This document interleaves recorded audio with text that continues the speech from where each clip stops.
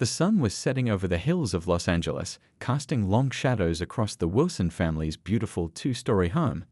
It had been their dream for nearly 20 years, a place with enough room for the kids to play, with a view that took your breath away every single morning. James and Michelle Wilson had worked countless overtime hours and saved every extra penny to afford this house in the Calabasas neighborhood. James, who worked as a computer engineer, still remembered the day they got the keys. His wife Michelle, a dedicated high school guidance counselor, had cried happy tears as their children ran from room to room, claiming spaces and planning where their beds would go. Their daughter Lily, now 15, had immediately fallen in love with the bedroom that overlooked the canyon. Their 12-year-old son Andrew had been thrilled about the backyard, perfect for shooting hoops and having friends over. "This view is worth every sacrifice we made," James often said, especially during those breathtaking California sunsets when the sky turned orange and purple over the mountains. The Wilsons had lived in their dream home for just over 3 years now. Being one of only 2 black families in their upscale neighborhood had come with its challenges. There were awkward moments at community meetings and the occasional strange look at the local grocery store. Some neighbors never quite warmed up to them, but most had been welcoming enough. The Thompson family next door often invited them over for weekend barbecues, and the elderly couple across the street brought homemade cookies when they first moved in. Life had settled into a comfortable routine. The children were thriving in their new schools. Lily had joined the debate team and was already talking about college applications, while Andrew had made the basketball team and found a tight group of friends. Michelle had finally decorated the home office she'd always wanted, with bookshelves lining the walls and plants hanging in macrame holders by the window. James had built a workshop in the garage where he tinkered with electronics on weekends. That peaceful Tuesday afternoon in late September, there was no hint of the disaster that was coming their way. James was working from home, typing away at his computer while on a video call with colleagues. Michelle was preparing lesson plans for her students at the kitchen table. The kids were due home from school in about an hour. The first sign something was wrong came when James noticed an unusual number of emergency alerts popping up on his phone.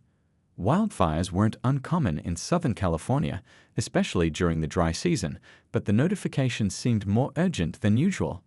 He excused himself from his meeting and stepped onto the back deck. The sight made his stomach drop. In the distance, a plume of dark smoke was rising above the ridge of hills to the north. It wasn't particularly close yet, but the strong Santa Ana winds that had been blowing all day concerned him. He knew how quickly wildfires could spread under these conditions. "Michelle," he called, his voice steady but serious. "Come take a look at this."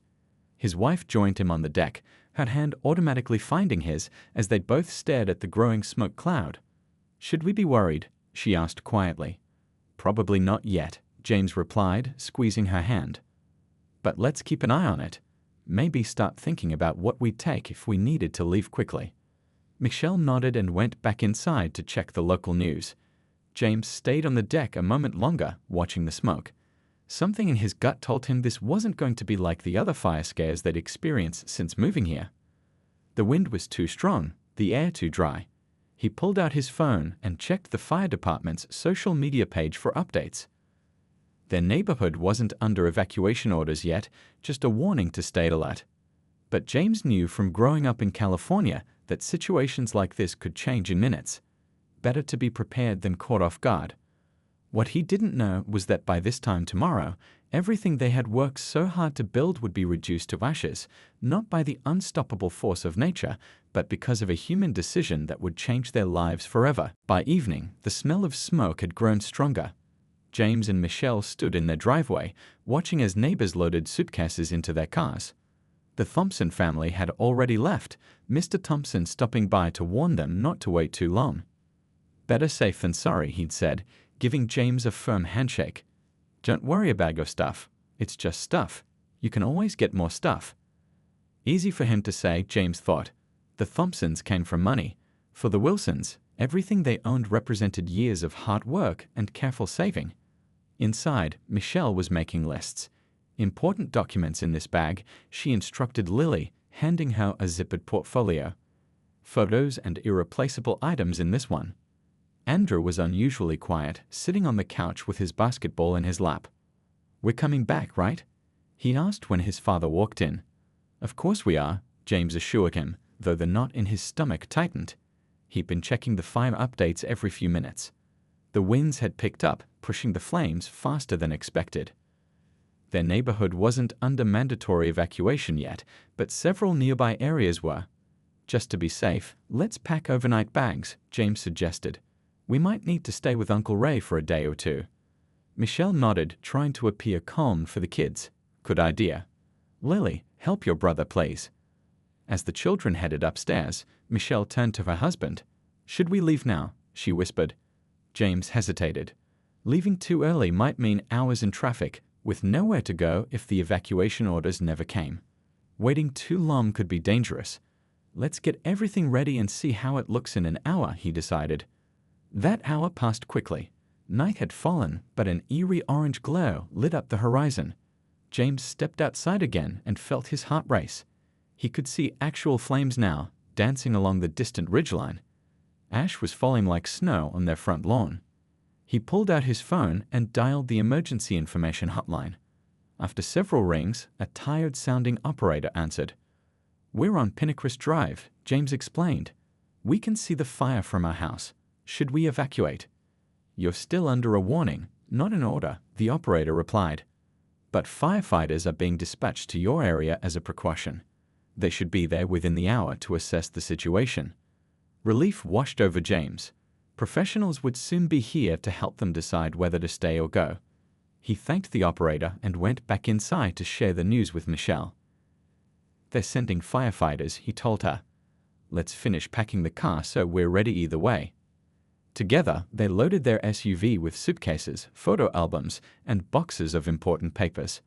James made sure to grab his laptop and external hard drives that contained years of family photos and videos. Michelle packed her grandmother's handmade quilt and her jewelry box. Lily brought her journal and school awards. Andrew wouldn't leave without his basketball signed by his favorite player and the model rocket he'd built with his dad. By midnight, the car was packed and the family was exhausted. The firefighters hadn't arrived yet, but the fire seemed to have moved little in the past few hours. James and Michelle decided they would try to get some sleep while taking turns keeping watch. "I'll wake everyone if anything changes," James promised as he sent Michelle and the kids to bed. He settled into a chair by the front window, jumping at every sound that might be the approaching fire truck. Around 3 in the morning, Michelle came downstairs to take her turn. "Any sign of the firefighters?" she asked, handing James a cup of coffee. He shook his head. "Nothing, but the fire hasn't moved much either." Michelle took his place by the window while James stretched out on the couch. Neither of them slept deeply, listening for sirens or the crackling of approaching flames. When dawn broke, James awoke with a start. The house was quiet, too quiet. No birds singing, no traffic sounds. Just an unsettling stillness. He jumped up and joined Michelle at the window. What they saw made their blood run cold. Overnight, the distant glow had become a wall of flame. Somehow, without warning, the fire had jumped the ridgeline and was now racing down toward their neighborhood, driven by winds that had strengthened in the early morning hours. And still, no firefighters had come. "We need to go." "Now." James's voice cut through the morning stillness as he grabbed Michelle's hand. She nodded, already moving toward the stairs. "I'll get the kids." In less than 10 minutes, the entire family was dressed and ready. Lily helped Amber double-check his backpack while James and Michelle did a final sweep of the house, knowing in their hearts this might be the last time they saw it intact. As they stepped onto the front porch, the air was thick with smoke, making it hard to breathe. The sky had turned an unnatural shade of orange-gray. Ash fell heavily now, coating their car and lawn in a layer of dirty snow. "Wait," James said suddenly, pointing down the street. "Look." Through the haze, the red and white lights of a fire engine were visible. The truck moved slowly down their street, stopping a few houses away. "Thank God," Michelle whispered, clutching James's arm. "You kids stay in the car," James instructed, helping Ander with his seatbelt. "Mom and I will talk to the firefighters and find out what we should do." Hand in hand, James and Michelle walked toward the fire truck. Hope surged through them. Finally, professionals were here to help protect their home, or at least tell them which evacuation route was safest. The carvers from 3 doors down were already speaking with a firefighter in full gear. As James and Michelle approached, they could hear snippets of conversation about defensible space and structure protection. "Excuse me," James called, raising his hand in greeting. "We've got 2 kids and need to know if we should leave now. The evacuation center at the high school, is that still the best place to go?" The firefighter turned. Behind his helmet's face shield, his expression was unreadable. 2 more firefighters climbed out of the truck, looking tired and sooty. "You folks still here?" The first firefighter asked, looking between James and Michelle. "This whole area should be clearing out." "We were told firefighters were coming last night to assess the situation," Michelle explained. "We waited, but no one came." The 3 firefighters exchanged glances. The tallest one stepped forward. "Ma'am, we're stretched thin all over the county. We've got 5 major fires burning simultaneously." James nodded understandingly. "We know you're doing your best. We just need to know if our home is defensible or if we should leave immediately." The firefighter looked past them at their house, then up at the approaching flames visible on the hillside behind it. His eyes narrowed slightly. "I'd get those kids out of here right now if I were you," he said flatly. "This whole street is in danger." "Are you setting up here?" James asked, looking at the equipment on the truck. "Our neighbor mentioned fire breaks." The firefighter cut him off. "We're assessing the entire area. Need to prioritize where we can make a difference." James noticed the carvers were still talking to another firefighter, who was now unrolling a hose from the truck. The 3rd firefighter was marking something on a clipboard while looking at the carver's property. "So you're not setting up protection for our home?" Michelle asked, her voice rising slightly. The firefighter shook his head. "Like I said, we're prioritizing. You should focus on getting your family to safety." Mrs. Henderson, the elderly woman who lived across the street, had come out onto her porch. Another fire truck was now pulling up in front of her house. James watched in confusion as firefighters immediately began unloading equipment. "But you're setting up at other houses on our street," James said, turning back to the firefighter. "Our home is directly in the path of the fire. If any house needs protection—" "Sir," the firefighter interrupted firmly, "I've given you my professional assessment. The best thing you can do is evacuate. Now." James opened his mouth to protest further, but Michelle tugged at his arm. "The kids," she whispered. The firefighter had already turned away, walking back toward the carver's house. James stood frozen, watching as the crew began setting up equipment to protect the homes on either side of theirs.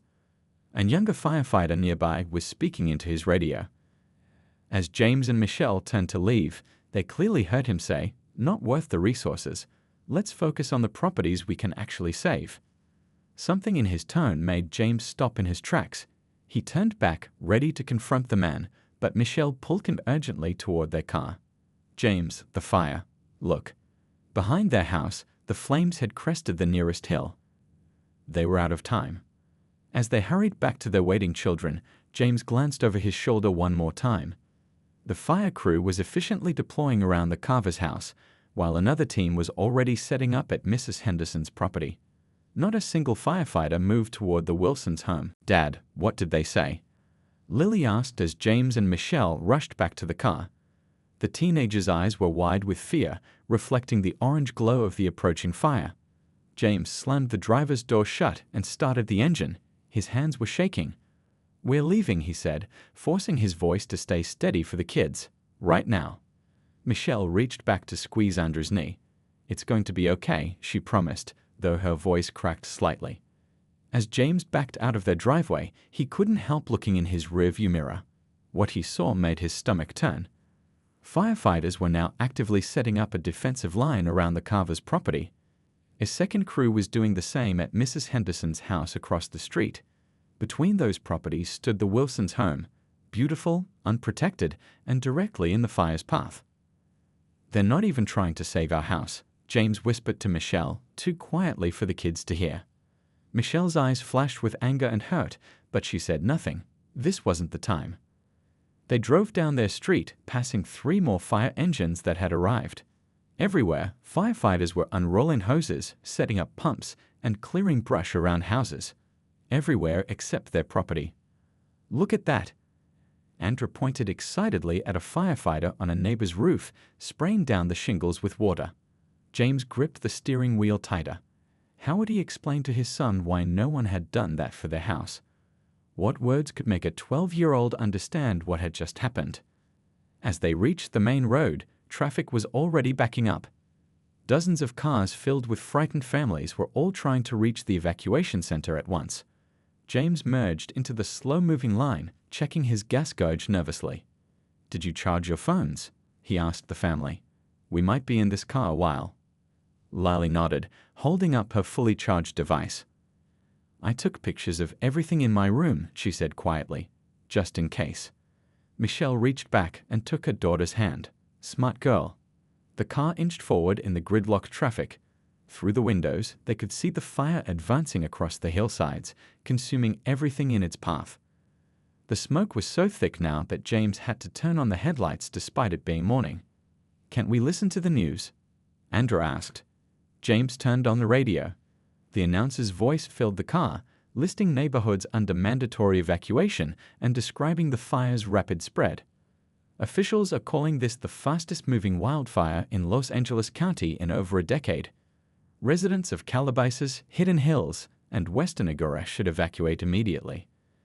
Emergency shelters are open at Canoga Park High School and Pierce College. They sat in silence, listening to the reports. After 20 minutes, they had moved less than half a mile. "Maybe we should have left earlier," Lily whispered. "We're okay," James assured her, though his eyes kept darting to the flames visible through the passenger window. "We're together. That's what matters." Michelle was scrolling through her phone, looking at the fire map. "There's another route," she said suddenly. "If we take the canyon road, we might be able to get around this traffic." James hesitated. The canyon road was narrow and winding, potentially dangerous if the fire shifted. But staying in this gridlock with flames approaching wasn't safe either. "Okay," he decided, putting on his turn signal. "Let's try it." He maneuvered their SUV onto the shoulder and turned down a side street that would connect to the canyon road. Only a few other cars had taken this route, and they were able to move faster immediately. As they drove, Andrew pressed his face against the window, watching his world burn. "Will our house be okay?" he asked. James and Michelle exchanged glances. They couldn't lie to their children, but the full truth was too painful right now. "I don't know, buddy," James finally answered. "But houses can be rebuilt. What matters is that we're safe." The canyon road wound through the hills, occasionally offering clear views of the valley below. From one such viewpoint, they could see their neighborhood. Most of the street was still intact, with firefighters actively defending most properties. But in the middle of those protected homes, one house was already engulfed in flames. Their house.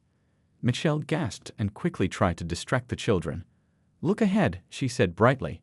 "The road's clear now. We'll be at the evacuation center soon." But James couldn't tear his eyes from the rearview mirror, watching as years of hard work, dreams, and memories disappeared into smoke and ash. The firefighters they'd spoken to were visible, still protecting the homes on either side of their burning one. They hadn't even tried to save it. He gripped the steering wheel until his knuckles turned white, focusing on the road ahead and the precious lives inside his car. Everything else could be replaced, but the injustice of what they'd just witnessed would burn in his memory long after the flames died out. The evacuation center at Canoga Park High School was packed with shell-shocked families. Cots lined the gymnasium floor, and volunteers handed out bottled water and snacks. The Wilsons found a corner where they could keep to themselves, trying to process what had just happened. "Try to get some rest," Michelle told the kids, arranging blankets on 2 neighboring cots. Lily just nodded numbly, while Andrew curled up with his basketball, refusing to let it go. James stepped outside to make some phone calls. His brother Ray was already on his way to pick them up. Insurance companies weren't answering, too many people calling at once. He stood in the parking lot, watching ash fall from the sky like dirty snow, covering cars and turning everything gray. A familiar voice called his name. It was Mr. Thompson, their neighbor who had left early. "You made it out," Mr. Thompson said, relief clear in his voice. "We were worried." James nodded. "Barely. Our house." His voice trailed off. Mr. Thompson put a hand on his shoulder. "I know. I just spoke with the Carvers. They said, he hesitated. Said what? They said firefighters were at our street this morning, that they protected most of the houses, but Mr. Thompson looked uncomfortable. But not ours, James finished. I saw it happen. They set up around the Carver's place, around Mrs. Henderson's. They looked right at our house and walked away. Mr. Thompson's face darkened. That can't be right. There must be some explanation. I was there, James said quietly. I spoke to them. They told me to leave while they were literally unrolling hoses to protect everyone else's property. Before Mr. Thompson could respond, another neighbor joined them, Mrs. Rivera from down the street. Her eyes were red from crying or smoke.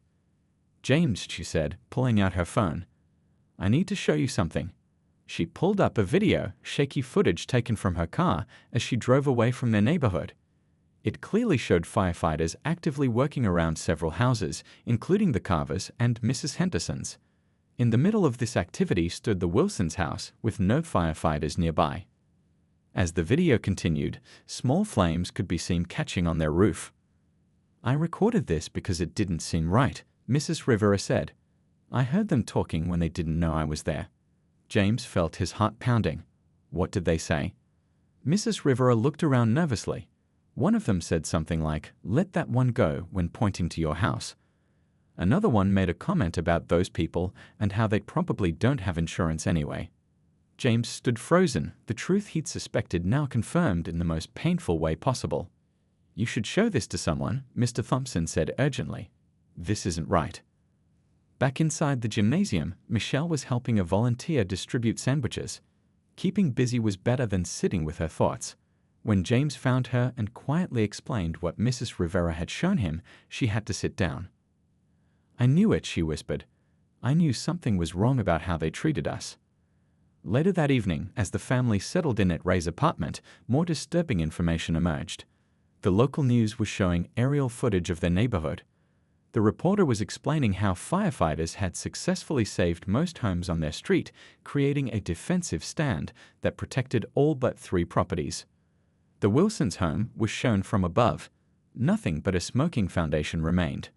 On either side, the neighbors' houses stood intact, with minor damage to their yards but structures completely saved. How is that possible?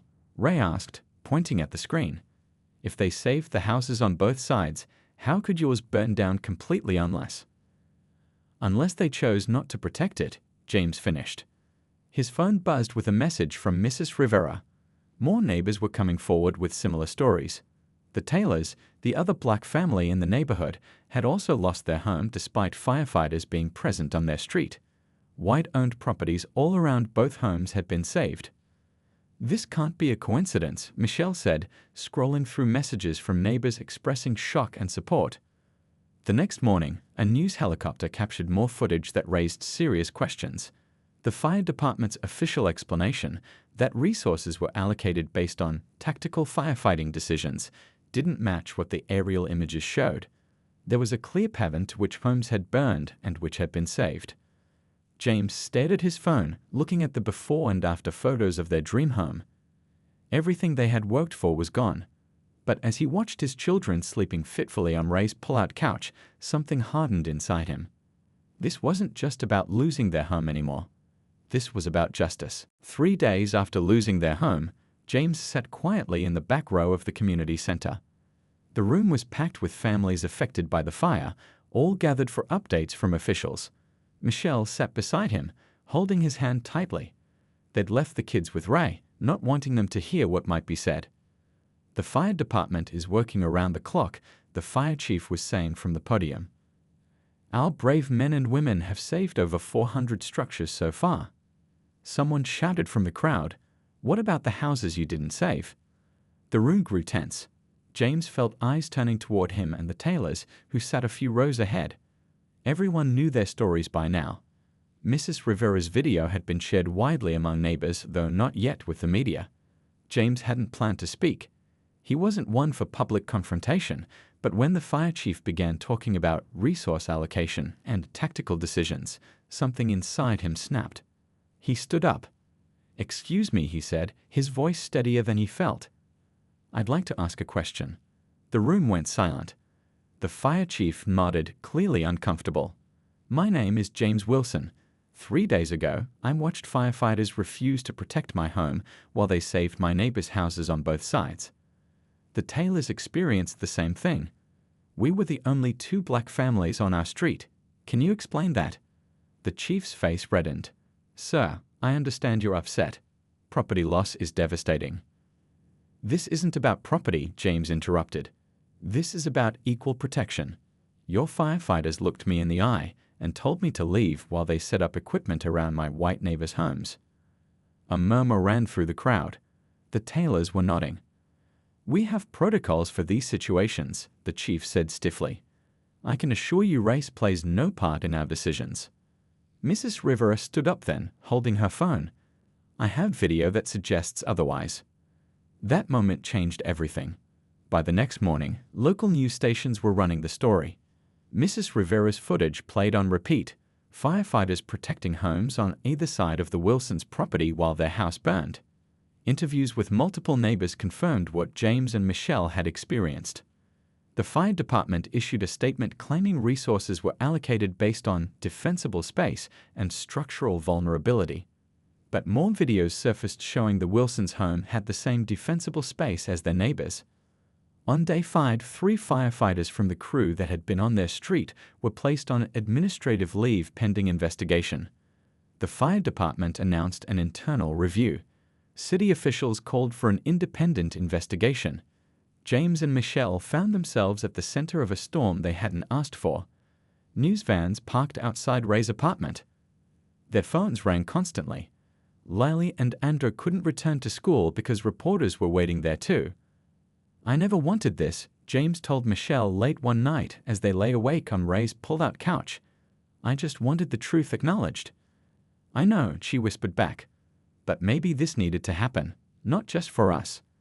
A week after the fire, the family sat down with a civil rights attorney who had offered to represent them pro bono. What's happening to you isn't unique, the attorney explained gently. Emergency services disparities affect communities of color across the country. Your case just happens to have clear evidence. She showed them reports of similar incidents in other states. Patterns of unequal protection during floods, hurricanes, and fires. The evidence was often statistical, buried in response time data and resource allocation records. But we have videos, Michelle realized, and witnesses. The attorney nodded, which makes your case different. People can see what happened with their own eyes. That afternoon, an anonymous employee from the fire department contacted their attorney. They claimed certain crew members had a history of making racist comments, that complaints had been filed but ignored. They were willing to testify if guaranteed protection. James felt overwhelmed.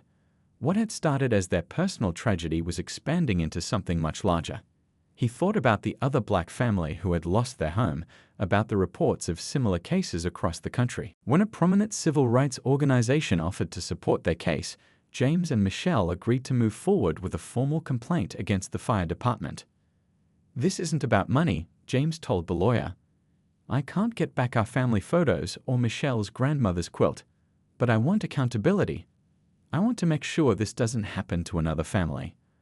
Later that evening, as they helped Andrew with his homework at Ray's kitchen table, trying to maintain some normalcy, a breaking news alert flashed on the TV. The mayor had announced an independent commission to investigate the fire department's practices. 3 more firefighters had been placed on leave. The state attorney general's office was opening an inquiry. Their fight for justice had only just begun, but already it was shining a light on a problem much bigger than one family's burned home. 6 months after the fire, the Wilsons' life looked nothing like before. Their insurance had paid out far less than expected, leaving them unable to rebuild. They now lived in a small apartment across town, sharing a bedroom while the kids took the other. The walls were thin, the neighborhood unfamiliar. Gone were the breathtaking hillside views and the sound of birds in the morning. But on this particular Tuesday, James straightened his tie nervously in the hallway mirror. Today wasn't about what they'd lost. It was about what might still be gained. Ready? Michelle asked, looking more tired than she used to but just as determined. They drove downtown to the federal courthouse. Their lawyer met them outside, surrounded by supporters holding signs. News cameras pointed their way. The Taylors were already there, nodding in greeting. Remember, their lawyer advised quietly, no matter what happens in there, you've already changed things. The policy reviews alone have made a difference. Inside the courtroom, James listened as lawyers presented the final arguments in their landmark civil rights case. The past months had revealed troubling patterns within the fire department, not just in their neighborhood, but across the county. Response times in predominantly Black and Latino areas averaged 7 minutes longer than in white neighborhoods. Resource allocation showed similar disparities. Most damning were the text messages recovered from the phones of 3 firefighters who had been on their street that day. Messages joking about letting those houses burn and comments about those people moving in where they don't belong. The fire department's defense had shifted from denial to damage control. They'd fired the 3 firefighters and promised reforms. They'd offered a settlement that the Wilsons and Taylors had rejected, wanting instead a court ruling that would set a precedent. This case isn't about one family's home, the civil rights attorney argued to the judge. It's about equal protection under the law, the fundamental right of every American to receive the same emergency services regardless of race. After court adjourned, they walked out to find even more supporters waiting. An elderly Black woman hugged Michelle tightly. "My son lost his home in the '92 riots," she whispered. "The fire trucks never came for us either. Thank you for fighting when we couldn't." That night, back in their small apartment, they gathered around the kitchen table for dinner. Despite everything, they'd found ways to make this place feel like home. Lily had pinned her debate team ribbons to the wall. Andra had made friends with kids in the building. James had built shelves for Michelle's surviving plants. "Dad," Andra asked between bites of spaghetti, "if we win, do we get our house back?" James shook his head gently. "No, buddy, that's gone. But what we might get is something bigger, making sure this doesn't happen to other families." 2 weeks later, the judge issued her ruling. The court found clear evidence of discriminatory practices and ordered comprehensive reforms in the fire department, including mandatory training, new oversight measures, and the creation of an independent review board. The financial compensation was significant, though no amount could replace what was lost. More important was the ripple effect. Within months, fire departments in 3 neighboring counties had launched their own policy reviews. A state senator introduced legislation requiring emergency services to track and publish response time data by neighborhood demographics. National news programs ran special reports on emergency service disparities across the country. 1 year after losing their home, the Wilsons stood at the groundbreaking ceremony for their new house. They'd decided to rebuild after all, not in their old neighborhood, but in a diverse community where Lily and Andra had made new friends. The lot was smaller, the house would be more modest, but it would be theirs. As the mayor handed James a ceremonial shovel, photographers captured the moment. Standing behind him were not just Michelle and the kids, but dozens of families from across the city whose lives had been touched by their fight. Sometimes, James said to the gathered crowd, his voice steady with hard-won wisdom, "Losing everything shows you what really matters. For us, it wasn't just about a house.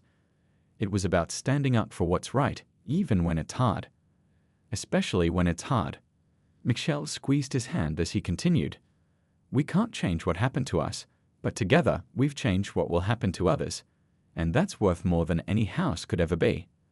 As James pushed the shovel into the earth to break ground on their new beginning, he felt something he hadn't experienced in a long time: hope. Not just for his family, but for all the families who would never know what it meant to be left behind when help was needed most.